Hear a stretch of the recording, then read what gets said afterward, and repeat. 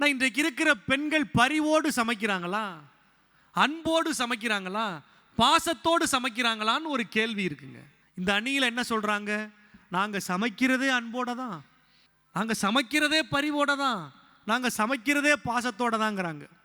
சாப்பிட்ற நாங்க சொல்றோம்யா, அதை நீங்க முடிவுக்கு வராதீங்கன்னு இந்த அணியினர் சொல்றாங்க.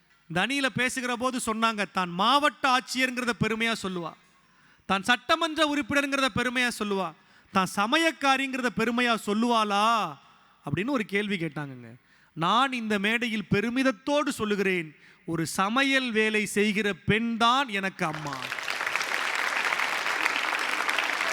ஒரு சாதாரண சமையல் கலைஞனுடைய மகன்தான் இன்றைக்கு இந்த பட்டிமன்றத்தின் நடுவராக இருக்கிறேன். நீங்க நல்லா கவனிங்க, ஒரு பொம்பளை தன்னுடைய கணவரை இழந்து எப்படி வாழ்வா அப்படின்னு இந்த சமூகம் கேட்கும் ஒரு பெண்ணை பார்த்து. ஆனால் கொஞ்சம் கூட கலங்காமல் தன் கணவனை இழந்த ஒரு பெண் முதலில் தன் கைகளில் எடுக்கிற தொழில் என்ன தெரியுமா?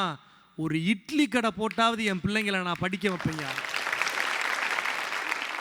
ஒரு தள்ளு வண்டி கடை போட்டு தோசை சுட்டி என் பிள்ளைகளை நான் காப்பாற்றிட மாட்டேனா?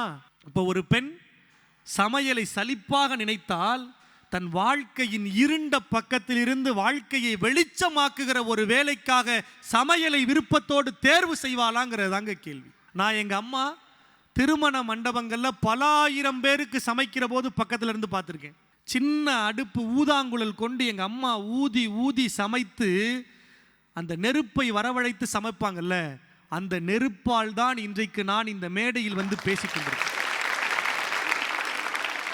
கொரோனா மாதிரியான சமயத்தில் எந்த காய்கறிகளும் கிடைக்காம போகலாம், நாம் விரும்பி உண்ணணும் நினைக்கிற அசைவங்கள் நமக்கு கிடைக்காம போகலாம், நம்ம மளிகை கடைகளுக்கு போய் மளிகை பொருட்கள் வாங்காமல் போகலாம். ஆனால் பசிக்குதுன்னு சொல்லி ஒரு பிள்ளை தன் அம்மாவிடத்தில் வந்து கேட்டால் என்ன இருக்கோ அதை வச்சு சமைத்து கொடுக்கிற பக்குவம் இந்திய தாய்மார்களுக்கு, குறிப்பாக தமிழகத்து பெண்களுக்கு இருக்கு.